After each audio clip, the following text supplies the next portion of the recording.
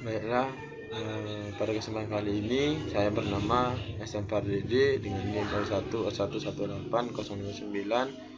kelas R003 dengan dosen pengampu Dr. Andus Profesor Bambang Irawan SP MSI IPU. Di sini saya akan membuat video terakhir pada mata kuliah Silvikultur Hutan Alam dengan judul Silvikultur di Negara Asing. Yang pertama, sistem tebang habis pengambilan alam pada negara Malaysia adalah suatu sistem silvikultur yang meliputi cara penebangan dengan sistem tebang habis, sedangkan penanaman kembali atau permulaan pohon dilakukan secara alami tanpa campur tangan manusia di area bekas tebangan habis tersebut. Sistem tebang habis pengambilan alam ini diperkenalkan dari sistem tebang habis Malaya atau Malayan Conference of Forest Natural Regeneration yang telah diperbarui oleh kondisi di negara Malaysia. Sistem THPA memperlakukan penebangan pohon-pohon dari berbagai jenis dilakukan dalam waktu yang singkat, berkisar antara 1 hingga 2 tahun.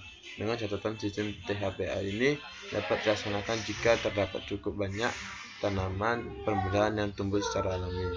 Jadi di negara Malaysia ini mereka lebih dominan melakukan tebang habis permulaan alam. Jadi alam itu sendiri yang menumbuhkan tegakan-tegakannya.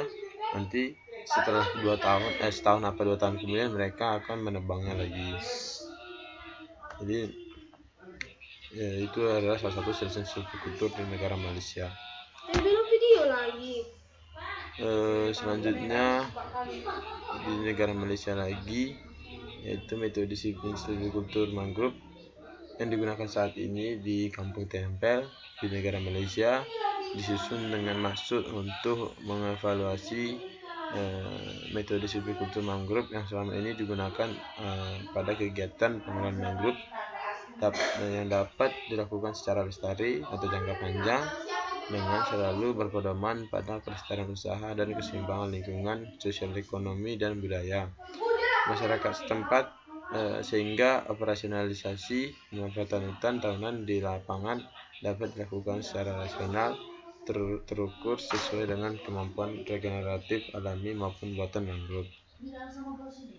Tujuan penyusunan review metode sistem silvikultur mangrove ini saat ini di Kampung Tempel Malaysia adalah untuk menentukan atau mencari alternatif sistem silvikultur yang lebih efisien dan efektif sehingga tetap dapat menjamin kelestarian hutan berdasarkan kelestarian hasil, kelestarian usaha, keseimbangan lingkungan. Jadi di negara Malaysia ini juga memiliki sistem silvikultur mangrove. Mereka masih melakukan review metode bagaimana menentukan atau mencari alternatif sistem silvikultur yang lebih efisien dan efektif sehingga tetap dapat menjamin kelestarian hutan berdasarkan kelestarian hasilnya dan kelestarian usahanya dan kelestarian lingkungan. Mereka juga memikirkan selalu berpedoman pada keseimbangan lingkungan yang berada di situ, sosial ekonominya dan budaya masyarakatnya. Karena kita tahu mereka juga hampir sama dengan kita, memiliki budaya, yaitu budaya Melayu. Keseimbangan lingkungan juga mereka sangat erat, dan sosial ekonominya mereka juga salah satu negara yang memiliki hutan yang cukup luas. Filipina juga melakukan silvikultur tebang pilih, di mana meninggalkan vegetasi yang tinggal untuk rotasi tebang berikutnya agar perkayuannya berlanjut. Sistem penebangannya dengan jarak rotasi 30, 35, dan 40 tahun dengan langkah-langkah menandai batas pengaturan, membangun unit pengolahan, dimulai dengan perencanaan, penerapan pemanen kayu, mengontrol dan mencatat tujuan dari penebangan. Jadi Filipina ini juga melakukan tebang pilih, sistem tebang pilih. Mereka rotasinya lebih banyak dibanding negara Malaysia. Malaysia rotasinya 1-2 tahun, sedangkan Filipina 30, 35 sampai 40 tahun. Langkah-langkahnya juga negara Filipina ini lebih menandai batas pengaturannya atau memadai setiap unit yang dilakukan. Dari mulai membangun unit pengolahan, dimulai dengan merencanakan penerapannya pada lapangan kerja dan mengontrol mencatat tujuan dari penerbangan. Sedangkan negara Malaysia tadi situ-situ punya kemudahan alam, jadi mereka tidak susah tinggal menunggu tegakan alam saja yang bisa yang menumbuhkan tegakan tersebut sehingga mereka bisa memanennya kembali. Sedangkan di Malaysia ini mereka sangat mengontrol, penerapannya juga cukup bagus. Pengambilan sampelnya itu diperhitungkan dari sisa vegetasi yang ditandai dan tertinggal. Menandai tegakan itu agar mengetahui tegakan mana saja yang harus dibina dan dibangun atau direncanakan untuk dilakukan tabang pilih di kemudian hari. Operasi penerbangannya juga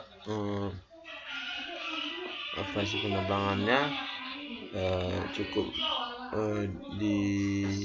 diterapkan dalam langkah-langkah tersebut, sehingga mungkin menurut saya penerbangannya juga teratur dan tegakan yang tinggal atau bekas sisa vegetasi ditandai dan dikontrol dengan baik.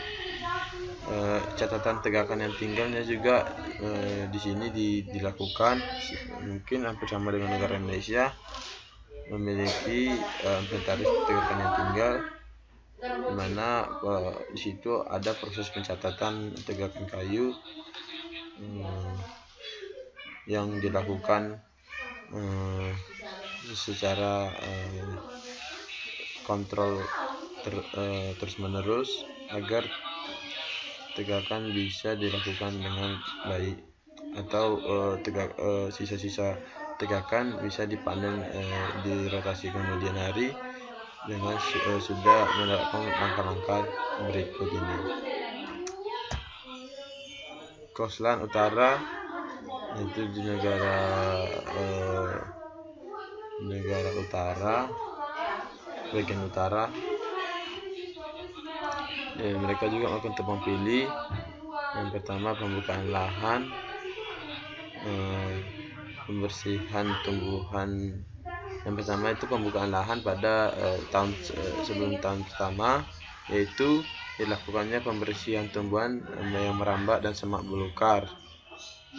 Kedua, pemanenannya itu pohon berguna atau besar dari pohon berguna atau kecil dari pohon berguna, atau rotasi panen besar dari.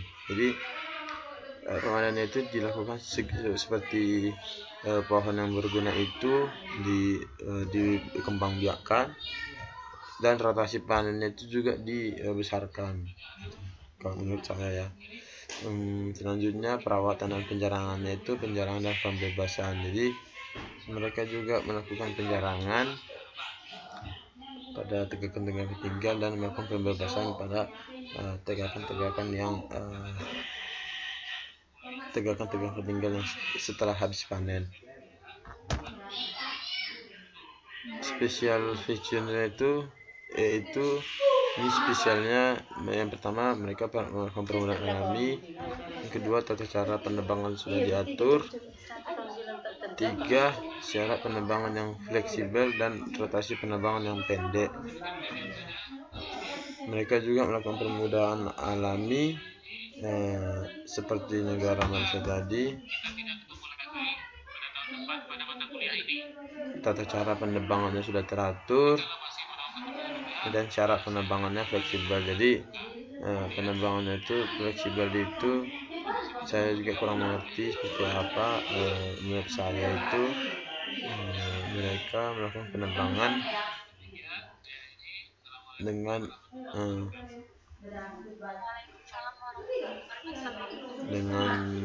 fleksibel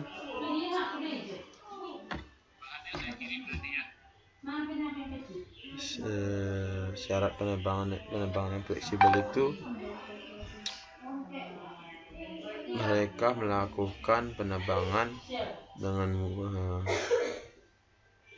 dengan mudah dan terjangkau, tidak memiliki kondisi lahan yang sulit sehingga mereka sangat mudah melakukan penerbangan.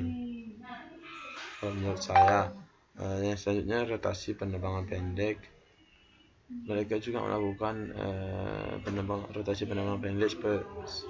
Contohnya, setelah mereka melakukan penerbangan, mereka melakukan lagi penerbangan dalam jangka pendek. Jadi hasil kayu tersebut setelah dipanen, mereka menunggu beberapa dan melakukan penerbangan pendek lagi, sehingga diameter kayu yang mereka terbang setelah penerbangan pendek itu mungkin tidak memenuhi persyaratan pada diameter kayu tersebut.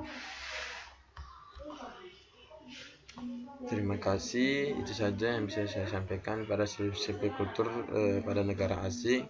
Jika ada saya mohon maaf. Selamat siang.